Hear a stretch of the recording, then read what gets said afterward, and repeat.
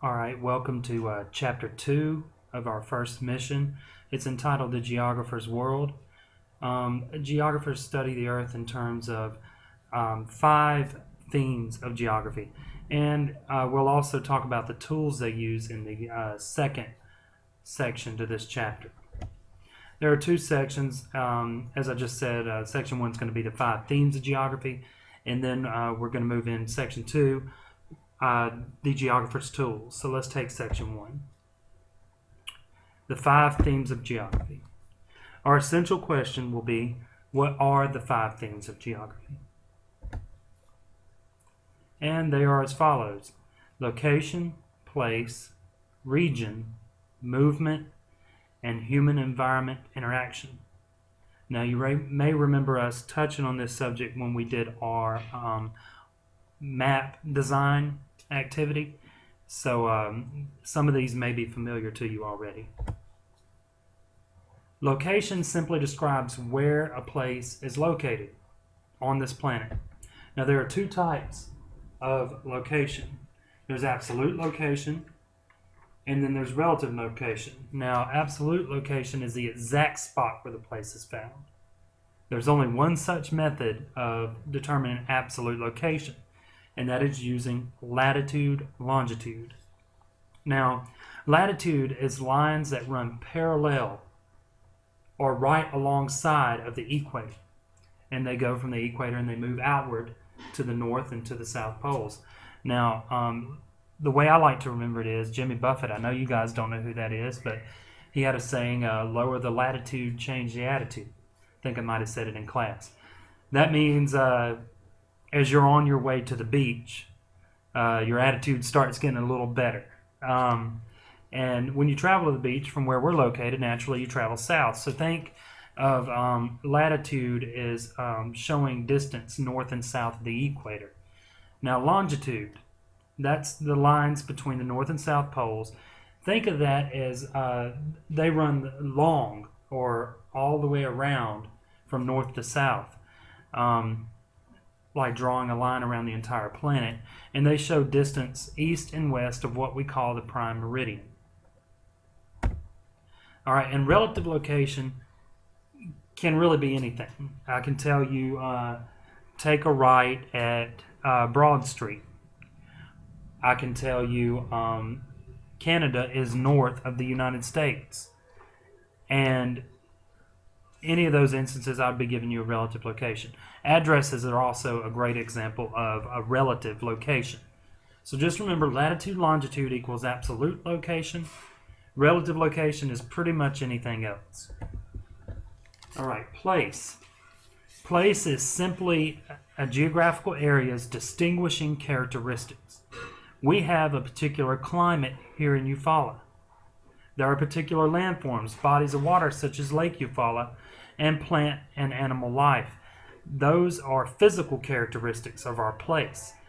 Human characteristics of an area include Eufaula, the town, our government, our cultural traditions, maybe our cultural history stemming from the Creek Indians. So, that's some of our human characteristics of our place. Now, places change. There is such thing as, dramatic changes, such as volcanoes, earthquakes, God forbid, floods, hurricanes, anything like that. There are also changes such as glacial movement that has formed a lot of our valleys as glaciers moved across North America. So, places are not static. They are subject to change. Now, region. Think of region as a group of places that share a lot of common physical and human features. Geographers compare regions in order to understand similarities. We talked about culture regions in our last lesson, so you should be familiar with the concept of what a region is. Now, there are natural regions, and those regions are unique as in they have similar climates similar plant and animal life. There are 10 such natural regions, and we'll touch on those in class as we review this lesson. And movement is your fourth theme of geography. We are a planet on the move. People, goods and services, even ideas, plants, animals, even physical features, they move.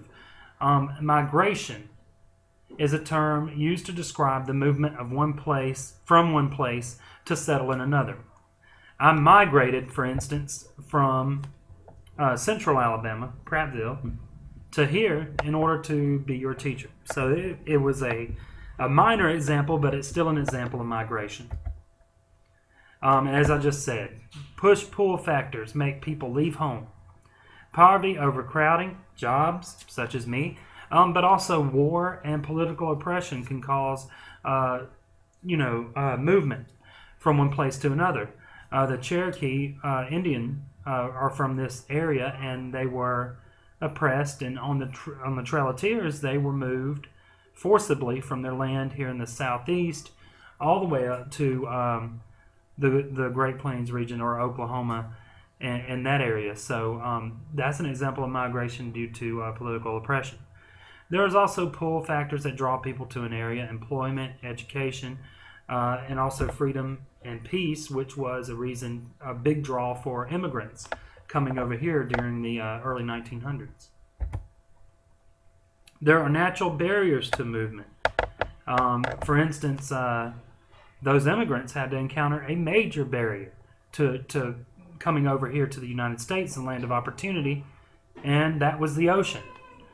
So natural barriers can make migration difficult, although with modern travel we're kind of getting around those things.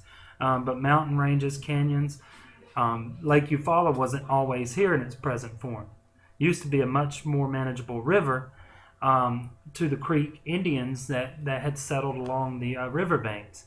But had Lake Eufaula been here, it is so long and stretched out rather than simply a round lake that it might have made movement of goods and services for them kind of difficult to go from one side of the lake to the other compared with simply crossing the river. So that would have been an example of a barrier to movement. And human-environment interaction we talked a lot about during our map making exercise. There is an interdependence of humans and the earth. And the earth represents what's called a unified system. We depend on, adapt to, and modify our environment. Our environment, in turn, influences our life. Environmental action can be harmful. We can be harmed by hurricanes, earthquakes, tornadoes, and we can do harm to our environment in the form of pollution. Adaptation is a concept that I want you guys to really understand. We often adapt our way of life to our local environment. A major adaptation came out of kind of a necessity down here is that of air conditioning. Very hot, and when we'd have heat waves, people can die from heat waves. In fact, they still do even up north, where air conditioning is not as common because it's cooler up there. So you'll have people that during a heat wave, you'll have record numbers of people die from the heat. But if you settle along water, you learn to fish. If you have access to fertile land, you learn to farm. Humans have learned to build their dwellings using local wood and materials that are nearby. So clothing suitable for local conditions here. So multiple ways to adapt. Technology, as it's increased, has lessened our need to adapt to our local environments. It's almost as if we can take our lifestyle to wherever we want, except for the extreme environmental conditions. So thanks to technology, human adaptation is becoming a little bit easier. Interaction, simply people interact with everything that they do with the environment. So we can either be helpful or hurtful. The main things I want you to take away from this lesson are the 5 themes of geography. Know the difference between absolute location, which is latitude, longitude, versus relative location, which is general instructions on where to go. On a map, know that the latitude lines run parallel to the equator. That means they run flat, whereas the longitude lines are the ones that run up and down. And I want you to know that a term that refers to a group of places that have features in common is called a region. And I also want you to know that technology has made it very much easier for us to adapt to our environment. And that's all I got for right now. I'll see you next time.